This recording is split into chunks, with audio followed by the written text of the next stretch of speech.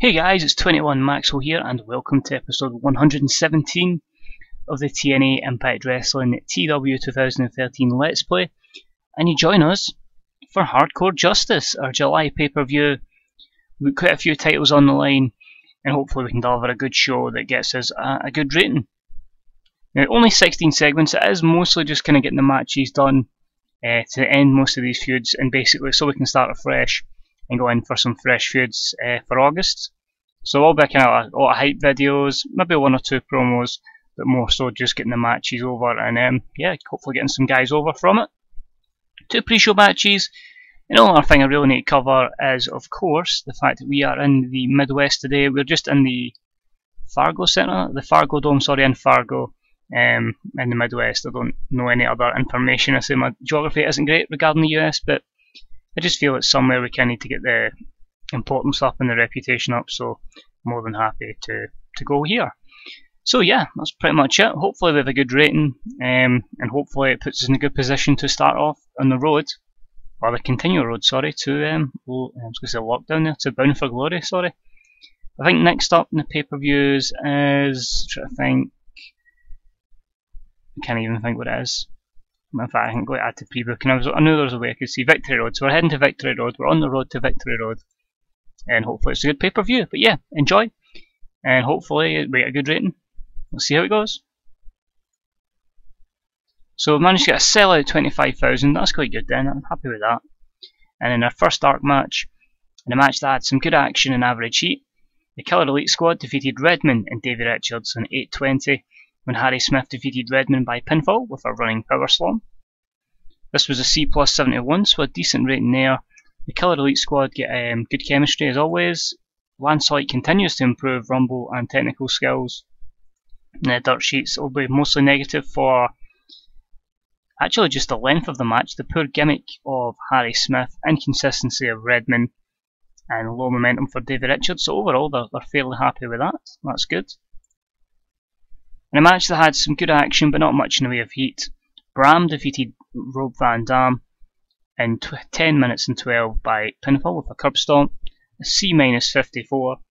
James Mitchell did some good work at ringside, no skill improvements there, negatives, mostly for RVD, and obviously as we say he's going to be in his way out soon, so just a match to get basically job RVD out and get Bram some momentum. We then start off the pay-per-view with lots and lots of cheap pyro, as Matt Striker and Mike Tenay are alongside Jim Ross beginning to hype tonight's pay-per-view. Mike Tenay says tonight is a night of history as CM Punk gets his rematch against Samoa Joe. Matt Striker says that's right, Mike, not only that, but EC3 gets his match against The Undertaker or Taker, so that could be massive as well. And JR says, well, you talk about a slobber knocker. This has the potential to be a make or break situation for CM Punk. This can make him the next superstar, but it can break him. So a B-74. Mike Tenay has switched to a loyalist gimmick, which get an initial 84 rating. Matt Striker underperformed, and the TNA World Championship storyline progresses. Negatives here for Matt Striker's gimmick, Mike Tenay's low momentum, and a cold crowd. So, well, that's not too bad, but a decent opener of the show. Hopefully gets people built up and ready for it. We start off in a bout that featured great action and average heat. Morrison defeated Mascara Dorada and Joey Ryan in 14:46 when Morrison defeated Joey Ryan by pinfall with a quick roll-up. This gives Morrison the TNA X Division Championship. It's a C-57. Dorada done okay with the title belt. I just feel that he needed, I think the feuds in the X Division maybe needed a bit of mic time. And I feel Morrison's that kind of guy that can do the flips and all that, and the spots, but can at the same time have promo skills, and also gives us a face champion. So happy with that. The X Division storyline continues. No skill improvements, lots of negatives. So I would say Joe Ryan will be somebody that will be leaving out as well. And the match that had some good action but not much in the way of heat. Angelina Love defeated Ivelisse Velez, Mia Yim, Celeste Bonin, Beth and Melissa in 15:29 when Angelina Love defeated Celeste Bonham by pinfall with Botox injection. Angelina Love wins the TNA Women's Knockouts title. Disappointing it's only a D45, because some of the women together have been making some good matches. But Celeste was off her game, The match was too long given who was involved. They gave him 15 minutes since there was 6 knockouts. It continues the women's storyline. I just feel it gives Angelina the title, just again to go for a heel champion as well, and to take the title off of Mia Yim, who had a good run. I'll let her be a challenger and give the likes of an Evilise and a Celeste a chance to chase the title. Angelina loves improving her performance skills. Negatives there, mostly. Actually, for the booking decisions, actually very few in terms of inconsistency, just 2. And Melissa's low morale and momentum, so not actually too bad, but we'll know not to make it a 15-minute match the next time. Next up, and about that featured great action and average heat, the Destroyer Nation defeated the Hardys in 6:59, when Ua Nation defeated Jeff Hardy by pinfall with a jackhammer. A C+69, obviously the Hardys are going to have great chemistry. The tag storyline continues, no skill improvements there. Most of the negatives are all for Matt and Jeff, but this was just a match to basically get Ua Nation over against the Hardys, and the Destroyer Nation can move up in the tag division ranks. Then about the featured great action and average heat, Ricochet defeated Drew Galloway in a one-on-one ladder match in 14:55, when Ricochet retrieved the item after Drew Galloway had been taken out after a botched interference from Roddy Piper. Ricochet not only retains his case, but wins the TNA Central Championship title. I feel he's a bigger name to put on that title. Let him run with that and the case, and hopefully he can build that up at the same time as building his overness up. And a B-74 is a very good rating. Bank on its storyline continues. Roddy Piper did some good work at ringside. No skill improvements, but delighted. And that's a good match there for Drew as well, which could have been even better. So delighted with that. After the match, Drew looks very pissed off. He turns to Piper and says, "Piper, I've had enough. It's time for me to go my separate ways from you. It's over." He walks off, leaving Piper alone in the ring. So a C65, Drew says, "Thanks, but no thanks, Piper. Your managerial services are no longer required." Next up is EC3. Tonight is EC3's night. This is our chance to cement the EC3 legacy. This will prove to the world that EC3 will be a future world champion. My opponent is a legend. He will no doubt make this the most difficult fight in my career, but if I want to go to the top, this is the man I have to beat, and I will beat him in his yard. I'm confident, but I'm more ready than ever, and tonight, Taker is in for some trouble. So EC3 confident, but at the same time knows he's got a match on his hands tonight. A B83, and hopefully EC3 can deliver, because there are a few matches that haven't quite made it a good rating, and if he wants to be a main eventer, he has to learn to deliver on the big stage. Next up, the arena goes dark with EC3 alone in the ring. Here comes Taker for a special entrance, which gives that a B+87. The match itself, only a C+70, which is very poor again. I was just really feeling EC3 is going to be over. Taker's at least 90 over, and the match again just doesn't deliver. But in about the featured great action and great heat from the audience, EC3 defeated Taker in 11:49 by pinfall with a headlock driver. C+70. Taker was off his game. Taker was tiring, which considering it was only 11:49 is pretty disappointing. And the match suffered because there was not enough selling showing. Okay. No skill improvements there. Negatives. 1 for EC3. And his stamina, Taker's inconsistency, stamina, poor gimmick, and declining physical ability, plus the face-face combination. But you know, I had to put him as that, because if you keep going Taker with heels, you're just going to body every heel. So I wanted to put a face over. My booking details, if anybody's interested, so road agent notes, was just EC3 to win by pinfall and be scripted, because obviously I don't think he's got the greatest psychology in the world. But yeah, we'll start to find Taker's best opponent. We'll probably need to find a proper brawler. But it is what it is, and hopefully it should elevate EC3. And about the featured great action and a good crowd, Adam Cole defeated Chris Jericho in 15:13 with a Florida key. B-75, so Adam Cole finally gets his retribution on Jericho. He's obviously been frustrated, and he shows that he is the future of this company. And considering the negatives there, I'm happy with that.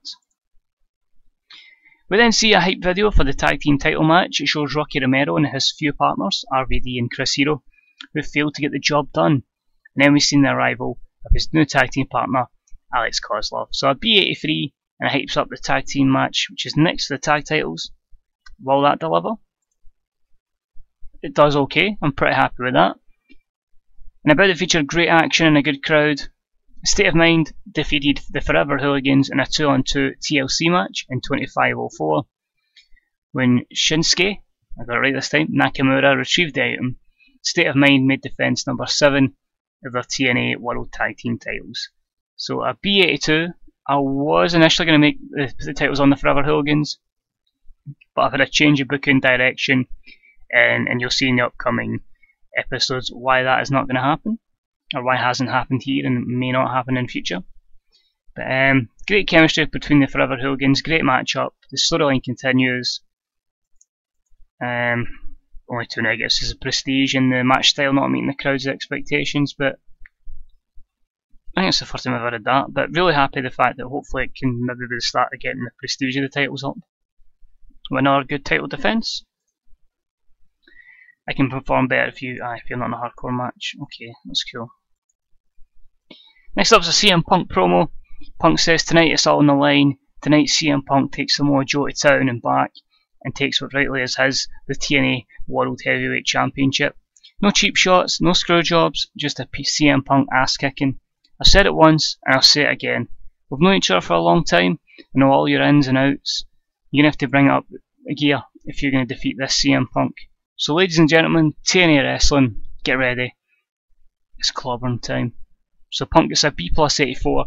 He's raring to go. He's pissed off because Samoa Joe took him into action, and he's going to take Samoa Joe into action, and he's going to win the title. CM Punk looked good. The TNA World Championship storyline has advanced with this segment, and just limited for being short is only negative. We then get the pre-match vignette, which got an A90. It highlights Punk's title reign, Joe's return to form when he starts picking up some wins and momentum, Joe winning the #1 contendership, the first match between them when Joe wins the title, and then the ambush on CM Punk before CM Punk's return. So just really hyping up for this match, and hopefully it can deliver. And that get a 90A, as I say, and the TNA World Heavyweight Championship storyline has advanced. The match itself, a B+85, so that's not too bad. I was kind of hoping we could maybe scrape the 90s, but that's okay. And a match that had some excellent in-ring action and great heat from the audience. Samoa Joe defeated CM Punk in a 1-on-1 30-minute Iron Man match by 2 falls to 1. Samoa Joe makes defense number 3 of his World Heavyweight title. The final fall, although it hasn't come up there, was meant to be an interference from Angelina Love, who would cost Punk the match and give Joe the victory, but it makes defense number 3. Good chemistry between them. The storyline will continue. I think we'll have one more blow-off match. Samoa Joe improves technical and performance. CM Punk improves his performance.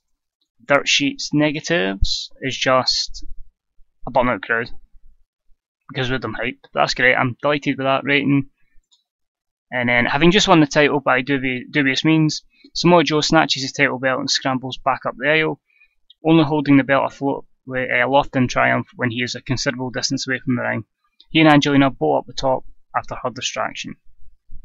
So a B+85, Joe has retained his title by dubious means, and he's still your TNA World Heavyweight Champion after Hardcore Justice. So the overall rating is a B+84. That's what we wanted, and that is going to increase our popularity in 24 regions. We'll compliment Samoa Joe for a good performance. We'll compliment, as always, CM Punk for a good performance, and we'll go with EC3. They could have done better. So Joe's very happy, Punk's happy, not a word from EC3. And then we've seen our background, our future signing. Brody Lee, I say future signing, he is officially signed. Obviously he's one of those guys that we're waiting on to come back from injury before we get plans for him. We'll use him for a couple of years. I think he's like 36, so maybe use him for like 3-4 years anyway. It's great him speaking like 3-4 years, but I definitely do have long-term plans for this TNA save. As long as people enjoy watching it, I'm going to keep on doing it because I'm really enjoying booking it. But so we'll get to the screen here. It'll only be a small overview because I do want to document the full roster and stuff like that in another video. So we may leave just like look at the buy rate and then everything else can get documented in the next one.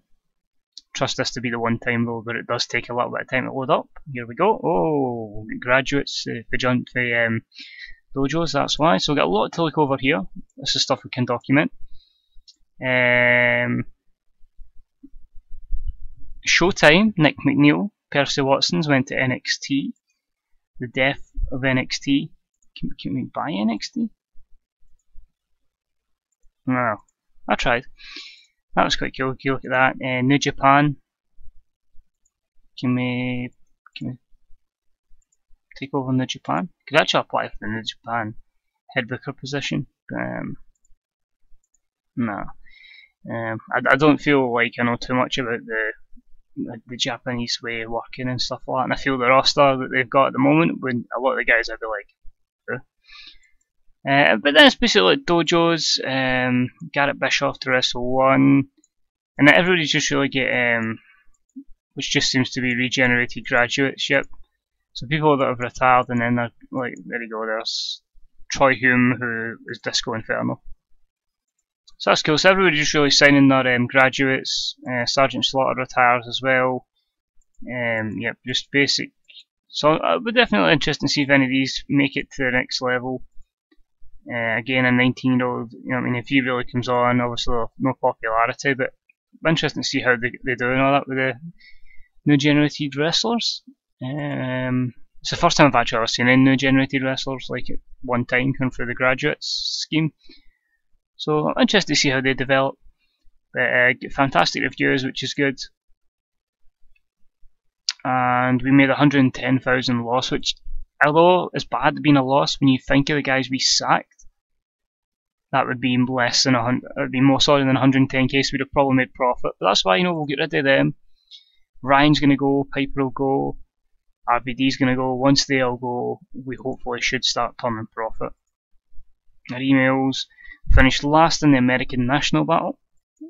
We finished second in the Canadian. We can start looking for a TV deal, so I'll be doing that. Gedo has been removed as New Japan booker. Let's look at the roster. There's a lot of guys that I wish they had that they don't seem to have, so I definitely won't be touching that. But that's another thing, like, this was requesting a video.